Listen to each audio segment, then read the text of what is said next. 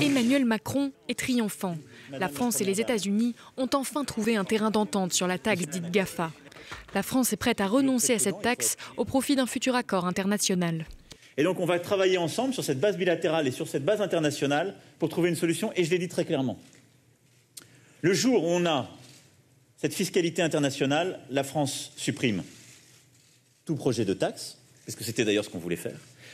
Et tout ce qui a été payé au titre de cette taxe sera déduit de cette taxe internationale. Adopté en France le 11 juillet dernier, cet impôt cristallise les tensions entre Paris et Washington. D'un montant de 3% sur le chiffre d'affaires, une trentaine de grands groupes, majoritairement américains, doivent s'en acquitter. La taxe devrait rapporter à la France, selon Bercy, environ 1,4 milliard d'euros d'ici 2021. Mais dès sa mise en place, les États-Unis font part de leur mécontentement et Donald Trump menace de taxer les vins français. Par peur des représailles, Emmanuel Macron affirme qu'il va abandonner la taxe française. Il propose aux géants du numérique un remboursement de la différence entre la taxe GAFA et le dispositif fiscal international, une fois que la nouvelle taxe sera entrée en vigueur.